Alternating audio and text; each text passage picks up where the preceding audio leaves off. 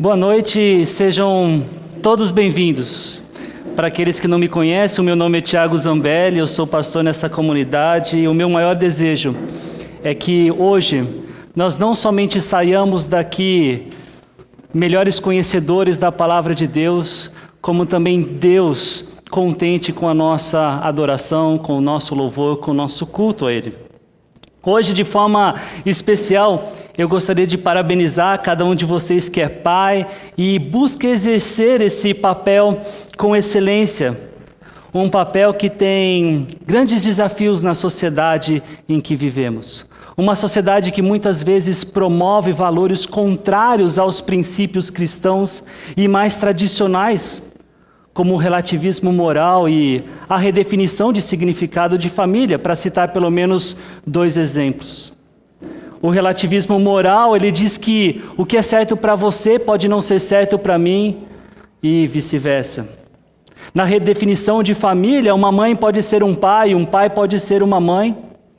Uma família pode ter duas mães ou dois pais, e os cachorros e os gatos, que agora nós não chamamos mais de animais de estimação, mas sim de pet, como se isso fosse uma autorização para que esses animais ganhassem um tratamento todo especial e até exagerado. A ponto de alguns desses animais estarem na lista de testamento de alguns dos seus donos, quer dizer, dos seus pais. E alguns deles até serem enterrados juntos aos seus familiares. Fazemos parte de uma sociedade que ela está escravizada pelo trabalho e na busca de paz e descanso ela terceirizou a responsabilidade da educação a colégios. E por razões que eu não vou explorar aqui, a parceria entre os pais e os colégios já é bem diferente como foram em outras gerações. Hoje pais entronizam os seus filhos e tratam os professores como instrumentos de suas conveniências. Quando o filho tem boas notas, o professor é excelente. Quando o pequeno tira notas ruins, a culpa é do professor, é da instituição. O outro lado dessa moeda é que alguns colégios têm adotado ideologias e vieses pedagógicos que excluem qualquer possibilidade dos nossos filhos expressarem e apreciarem a sua fé, como se os mandamentos de Deus fossem ruins para a sociedade. Ainda me lembro de uma profissional que me disse ser proibida pela direção da escola em chamar a atenção do aluno de 2 anos que mordia os seus coleguinhas de turma. A ideia era não traumatizar o menino, que, claro, era filho de uma pessoa influente da cidade. E enquanto isso, as vítimas, também de 2 anos de idade, continuavam vítimas e sem cuidados e proteção. Talvez isso até explique um pouquinho de uma conversa que eu tive com alguns irmãos essa semana sobre os benefícios e os privilégios dos presidiários, enquanto as vítimas são esquecidas e negligenciadas pela sociedade e pelo governo. Isso sem dizer também quando a educação em casa é terceirizada. Quem educa os filhos são os celulares. Eles funcionam como uma chupeta eletrônica e um professor EAD, que ensina sem filtro algum. Eu conheci uma situação de uma menina de 4 anos que aprendeu conteúdo adulto com esse professor EAD da internet. Nessa semana, em conversa com 2 irmãos do nosso meio, ambos mais experientes do que eu, nós comentamos como era ser disciplinado pelos nossos pais. Apesar do rigor físico, a nossa geração, a minha e destes irmãos, mostra gratidão pelos esforços dos nossos pais em nos ensinar bons valores e a nos ajudar a diferenciar, a discernir o certo e o errado. Enfim, não precisa ser um expert em nada para perceber os grandes desafios para ser um pai em 2024. Ainda mais se você quer ser um pai com um bom legado para os seus filhos, para a sua família. Um legado conforme o Salmo 112, versículo 2 diz: de filhos bem-sucedidos, de uma geração abençoada e homens íntegros. Pais que estão aqui, é isso que vocês desejam? Porque se for, eu tenho uma boa notícia para vocês. Deus não somente tem esse mesmo desejo, como Ele também está disposto e disponível para nos ajudar a sermos pais com um legado que transcende o que esse mundo tem acreditado e praticado ser o mais importante para os seus filhos. E que infelizmente muitas vezes nós também temos acreditado e praticado. Infelizmente, por vezes, nós damos mais atenção, mais ouvidos aos especialistas do Instagram e do TikTok do que a palavra do Criador. Se você trouxe a sua Bíblia, eu peço que a abra no Salmo 111. Mas antes de começarmos a ler a palavra do Senhor, eu gostaria de pedir que, Eduardo, você pode orar para a gente, para esse tempo de reflexão e aprendizagem, por favor? Amém. Eu vou ler o Salmo 111 e vou fazer isso usando a nova versão transformadora, a NVT. Eu não tenho este texto nos slides e por isso eu peço que prestem bastante atenção e se puderem acompanhar com as suas Bíblias, melhor ainda. Louvado seja o Senhor, de todo o meu coração darei graças ao Senhor quando me reunir com os justos. Como são grandiosas as obras do Senhor. Todos que têm prazer nele devem nelas meditar. Tudo o que ele faz revela sua glória e majestade. Sua justiça permanece para sempre. Ele nos faz recordar suas maravilhas. O Senhor é compassivo e misericordioso. Dá alimento aos que o temem. Lembra-se sempre da sua aliança.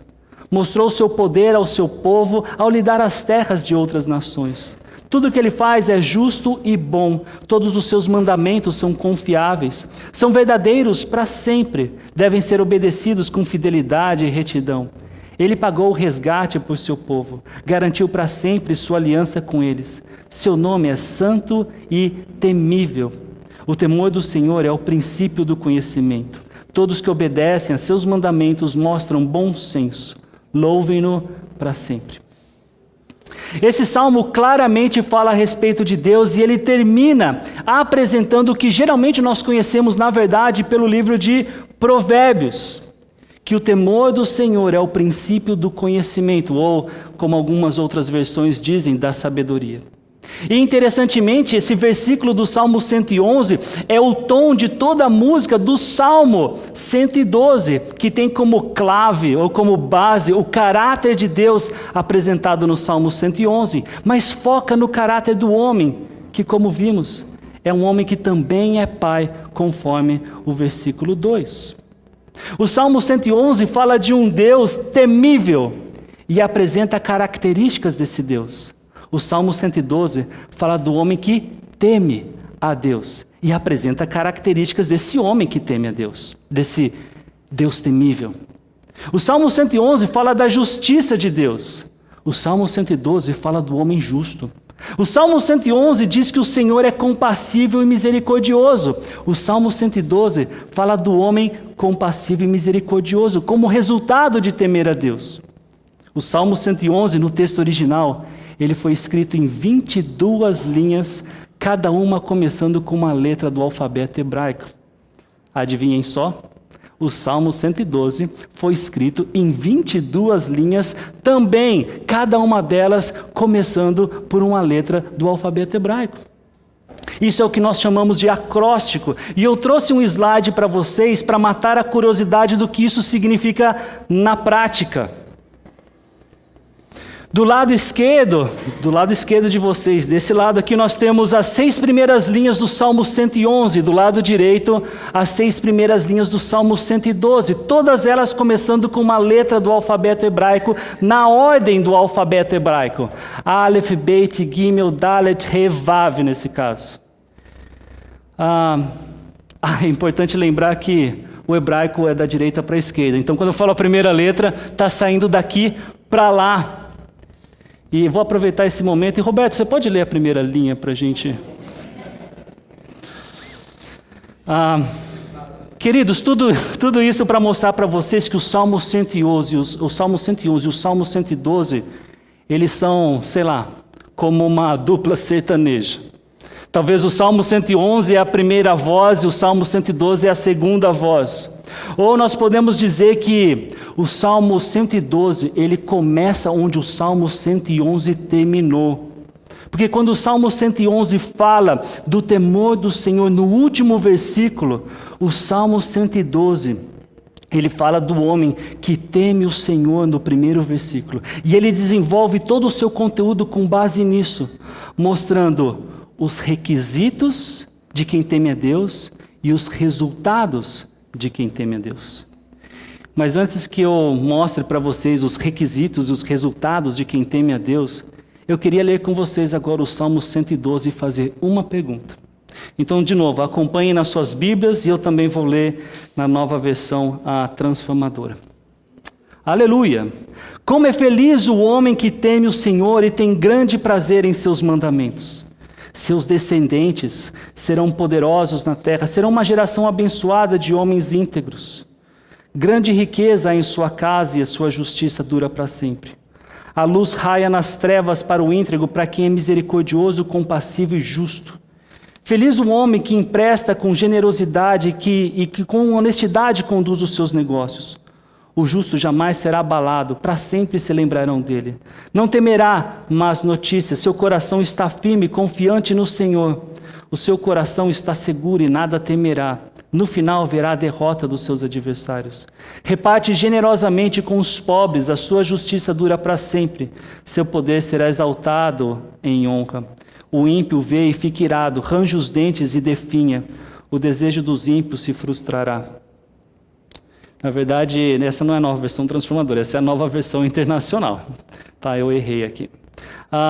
Mas vocês notaram que, enquanto o Salmo 111 foca em Deus, o Salmo 112, ele foca no homem que teme a Deus e que, como vimos, também é pai.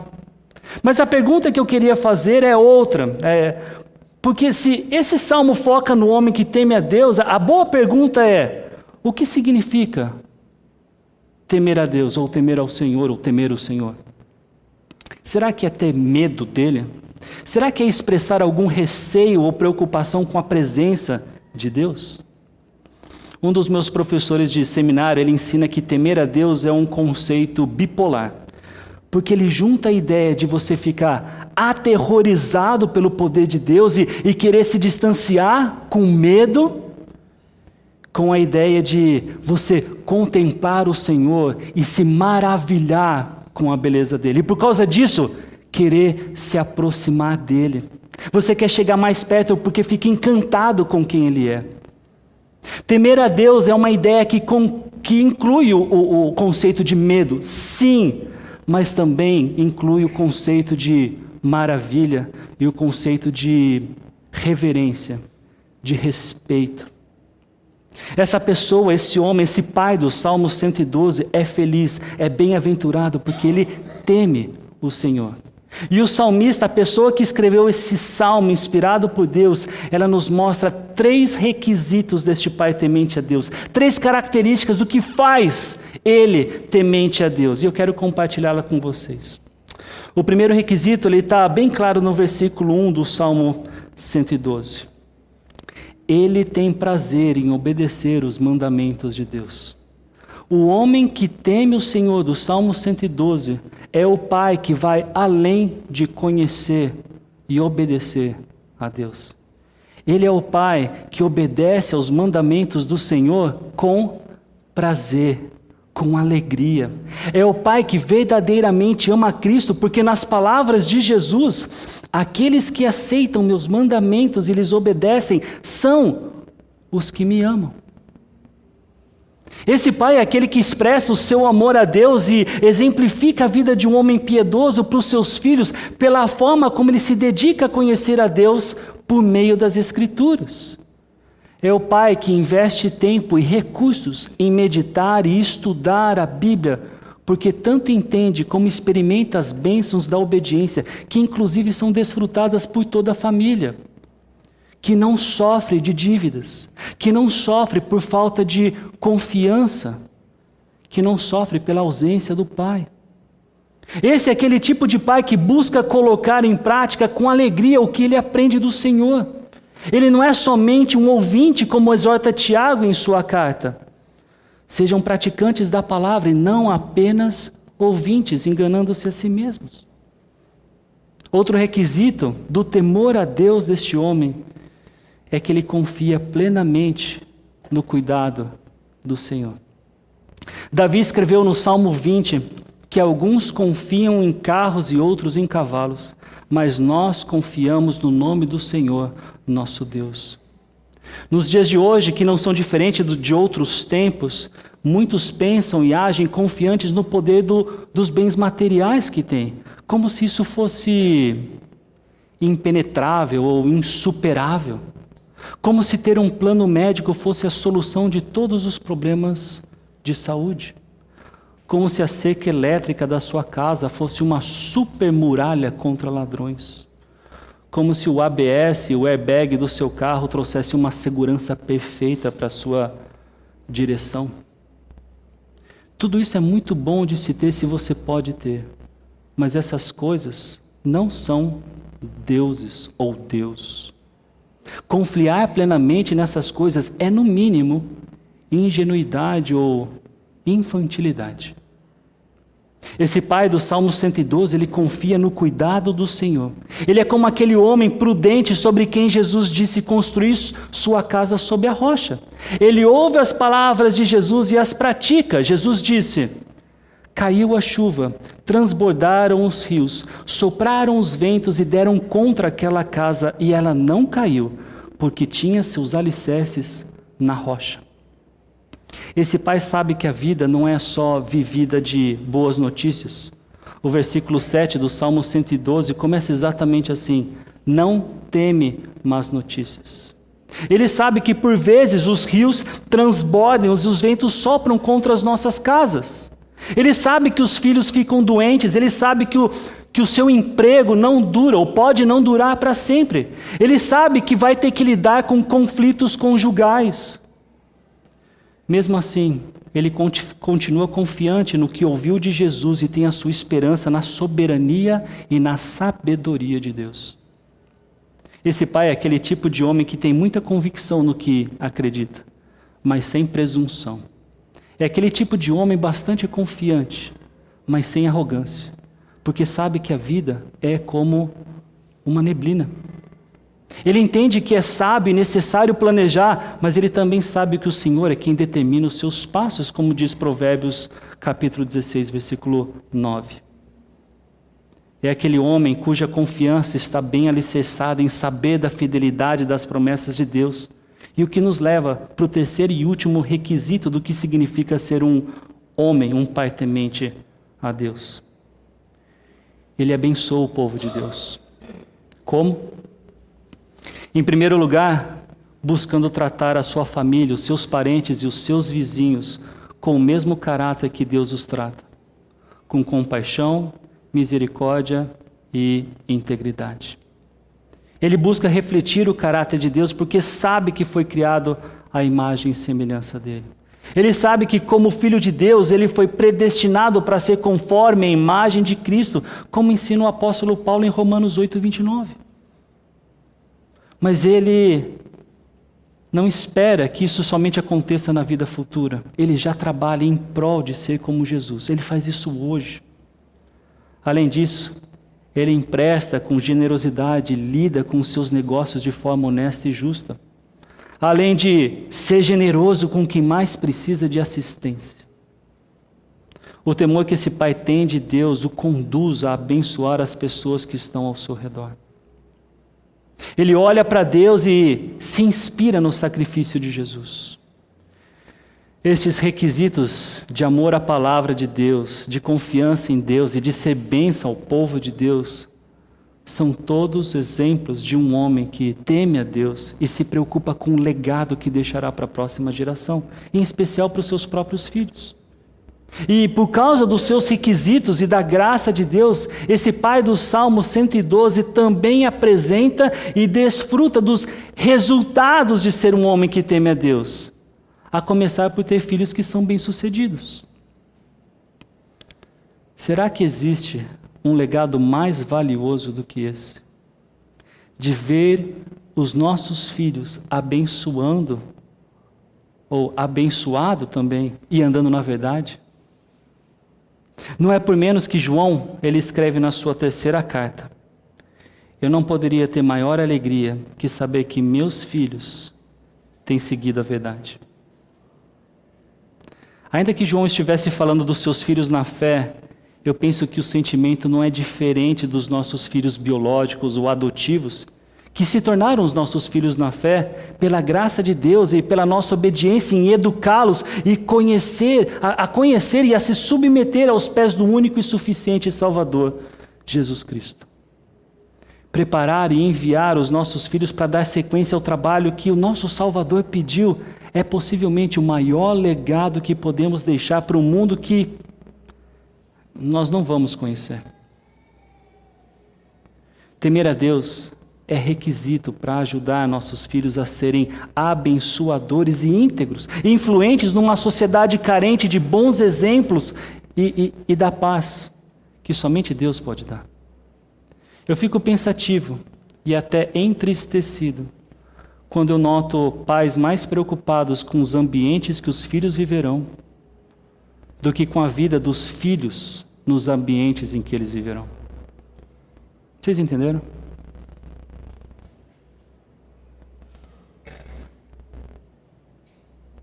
Vocês nunca perceberam quando existe uma preocupação maior com a poluição, com o ambiente, do que propriamente com os filhos que morarão nestes ambientes? Queremos preparar os ambientes para os nossos filhos, mas não os nossos filhos para estes ambientes. Um outro resultado de uma vida temente a Deus é a questão tão mal ensinada, especialmente entre os evangélicos, sobre a prosperidade.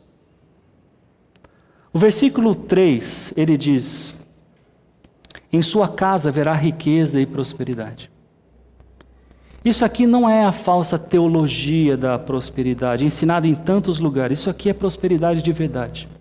Existem diversas máximas no livro de Provérbios que ensinam a prosperidade ser uma possível recompensa de uma vida cujo centro leva em consideração a sabedoria de Deus, a justiça de Deus, a visão de Deus sobre este mundo.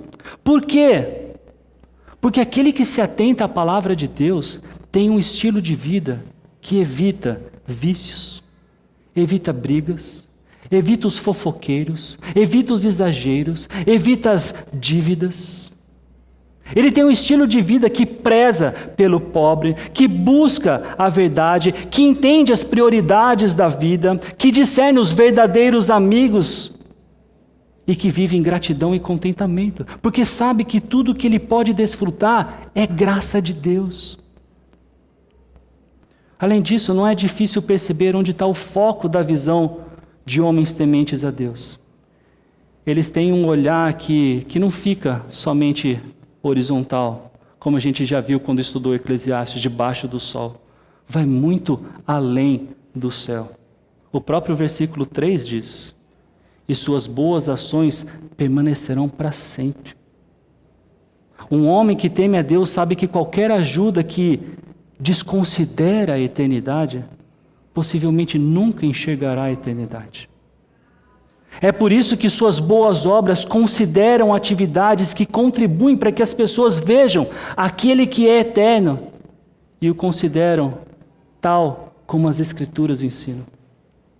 Especialmente na obra e na pessoa de Jesus Cristo, o único capaz de transferir alguém do reino das trevas para o reino da luz, onde ele reina. E no versículo 6 nós lemos: sua lembrança durará por muito tempo, porque o Pai temente a Deus, ele ganha a visão de fazer o que é eterno e se preocupa em investir suas ações para que o eterno seja contemplado, para que seja visto. O seu nome será lembrado por mais tempo, apesar de essa nem ser a sua preocupação. O fato é que quando nós acertamos o tipo do legado no qual nós devemos trabalhar, no qual nós devemos pensar, o nosso nome ser lembrado por mais tempo é uma questão que até foge do nosso controle. No versículo 9, os nossos atos de justiça serem lembrados para sempre. E de uma forma ou de outra, é até natural o nosso desejo de sermos lembrados. Como a morte não existia antes de nós sermos criados, o nosso desejo natural é que a gente viva para sempre. E não é por menos que As nossas lápides, elas são feitas de um material duradouro. Ninguém coloca uma lápide de papelão. Por qual razão você gostaria que o seu nome fosse lembrado? Homens tementes a Deus não possuem um propósito que os seus próprios nomes sejam lembrados, mas naturalmente são lembrados porque as suas ações fazem diferença na vida da sua sociedade e da sua família. Um outro resultado de um pai temente a Deus é que, mesmo nas adversidades, ele enxerga o caminho de Deus, ele vê luz na escuridão. Quando diagnosticado por uma doença grave, ele sabe que Deus está presente. Quando ele escuta que a sua esposa estava num acidente semelhante ao que tristemente aconteceu antes de ontem, aquele avião que caiu na cidade de Vinhedo, em São Paulo, ele sabe que Deus não perdeu o controle da história. Quando descobre que seus filhos sofreram um sequestro relâmpago, ele se lembra que nada acontece fora dos propósitos de Deus para aqueles que o amam. E interessantemente, para o homem temente a Deus, essas são verdades que traz consolo. Não deixa de ser triste, mas traz consolo. De forma semelhante, o homem ou pai que teme a Deus não é um homem que vacila em tempos difíceis. Aqui no versículo 6 é dito, ele não será abalado.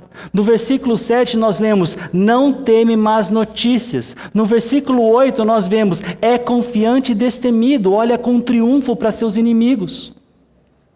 Esse pai temente a Deus, diante de situações complicadas, ao invés de se desesperar, ele se lembra que não há nada na criação que é capaz de nos separar do amor de Deus, que está em Jesus Cristo, nosso Senhor. É por isso que somos mais do que vencedores, e essa convicção é tudo que o pai temente a Deus precisa para estar confiante no poder do Senhor e esperançoso na perfeita vontade de Deus. Por fim, o salmista também diz que um resultado desse pai ser temente a Deus é que ele é influente e honrado na sociedade. Essa frase, ele terá influência e honra, no original é literalmente, seu chifre será exaltado em glória. Eu sei que isso soa muito esquisito para nós, mas chifre era a palavra que eles usavam para representar poder. E o texto aqui, o que ele quer retratar é um animal que saiu vitorioso de uma batalha e ele foi reconhecido pelo seu grupo em razão dessa vitória.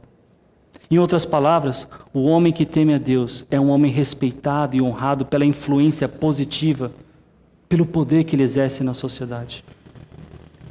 Semelhantemente ao que nós já vimos, não porque o objetivo dele seja essa glória. Isso é uma possível consequência da bondade, da graça de Deus com aqueles que temem o Senhor. Olha o último versículo desse salmo. Ao contrário desse perverso. O perverso verá isso e ficará furioso, rangerá os dentes de raiva e desaparecerá. Seus desejos serão frustrados. Toda graça que recai sobre o homem temente a Deus, sobre o pai que teme o Senhor, está longe do alcance do perverso ou do ímpio, como diz na NVI. Eles exigem ou eles vivem e morrem sem esperança, sem memória, sem chegar a Deus em sua caminhada e sem construir um legado que proporciona aos seus filhos sucesso, bênção e modelo de integridade. Como diz o provérbio 10:7, a memória deixada pelos justos será uma bênção, mas o nome dos ímpios apodrecerá. Terminando aqui com vocês. Quando eu terminei de estudar esse trecho, eu me fiz uma pergunta. Onde é que eu tenho errado? E eu estou me falando aqui, me colocando na posição de pai. Sou pai. Eu acho que a maioria de vocês, se não todos vocês, sabem que eu tenho 3 filhos. Um deles, daqui 2 anos e meio, ele vai prestar o vestibular e talvez ele seja aprovado numa faculdade que não é em Paulo Afonso. Eu me pergunto se eu tenho criado um legado que vai ajudá-lo a enfrentar as dificuldades mais básicas da vida. Minha filha do meio, ela já começou a me perguntar sobre o significado de algumas palavras que os seus amigos e as suas amigas ficam dizendo e que eu não aprovo. Eu diria que a turminha dela, ela tem 9 anos, está deixando a fase da ingenuidade. E uma boa preocupação é: tenho desenvolvido um legado que ajuda a lidar com questões éticas sensíveis? Por exemplo, quem vai ensiná-la primeiro sobre sexualidade? O mundo ou eu e a Karen? Quanto à minha caçula, das diversas preocupações que eu poderia ter, uma delas é de protegê-la. Ensiná-la a ser prudente, ensiná-la a distinguir entre o certo e o errado e a nunca guardar segredo de mim e da Karen. No seu desenvolvimento cognitivo e emocional,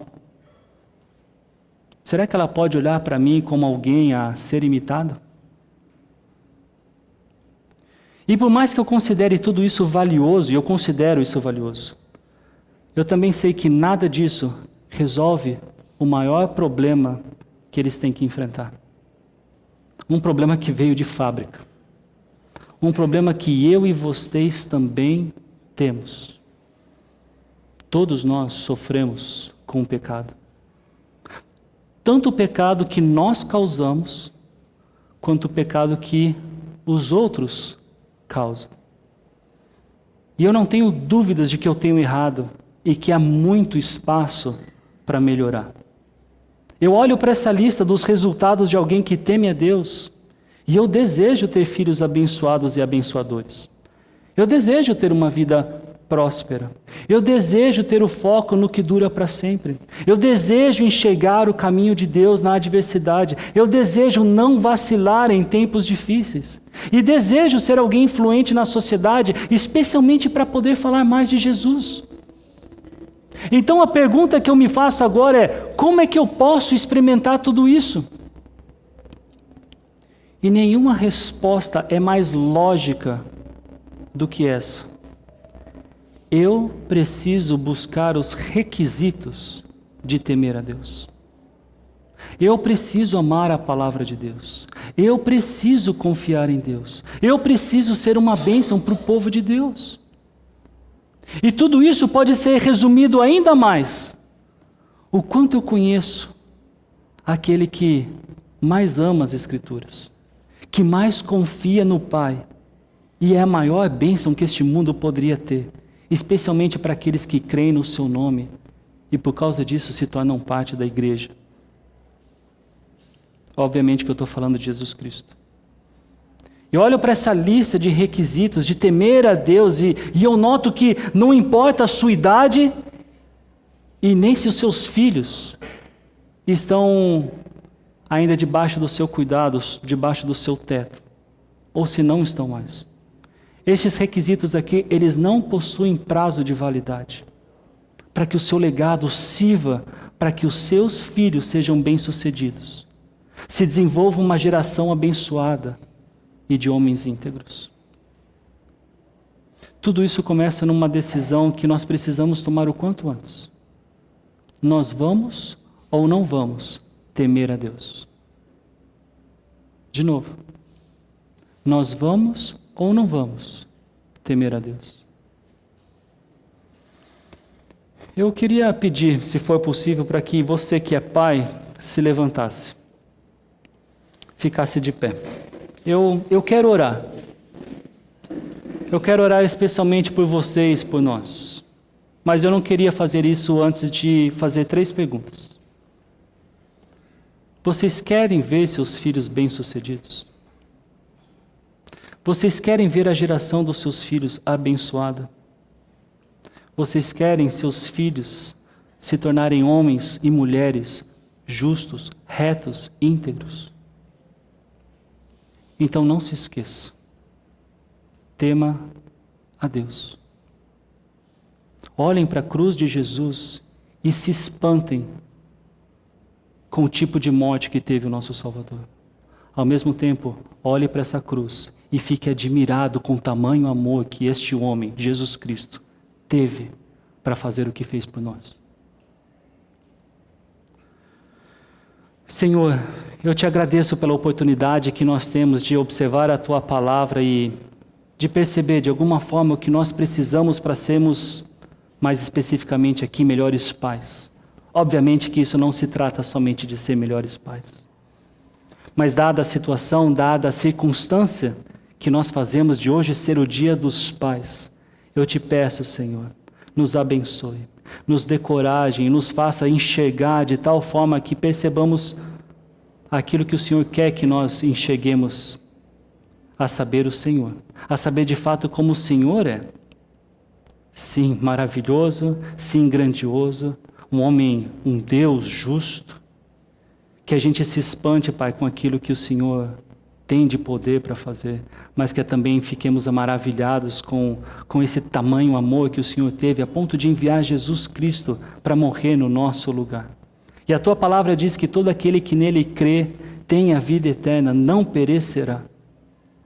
Nos ajude, Pai, a entender o que é temor ao Senhor e nos ajude a, com estes requisitos que vimos no Salmo 112, buscá-los para que a próxima geração, para que os nossos filhos sejam abençoados. Eu sei, Pai, que alguns de nós aqui já não temos mais filhos em casa. Alguns já tomaram seus próprios rumos, mas eu sei, Pai, que de alguma forma o Senhor ainda utiliza da nossa busca pela piedade para que eles enxerguem e percebam as bênçãos que o Senhor tem nos dado, quando de fato estamos debaixo daquilo que o Senhor nos ensina, da Tua vontade. Pai, é muito fácil sucumbir a como o mundo quer que a gente funcione enquanto pais. Por isso nos dê coragem, e enquanto igreja nós sejamos motivadores para fazer mais e melhor, e que os nossos filhos cresçam, Pai, com um sucesso que não é meramente profissional, mas é semelhante a como João escreveu, que a gente olhe para eles e tenha uma alegria enorme de vê-los caminhando debaixo da Tua vontade. Nos ajude para sermos instrumentos, Pai, que exemplifica para eles como eles devem caminhar. Que a gente queira imitar nosso Salvador Jesus. Nos ajude, Senhor. Eu te peço tudo isso, em nome dele, do nosso Salvador Jesus. Amém.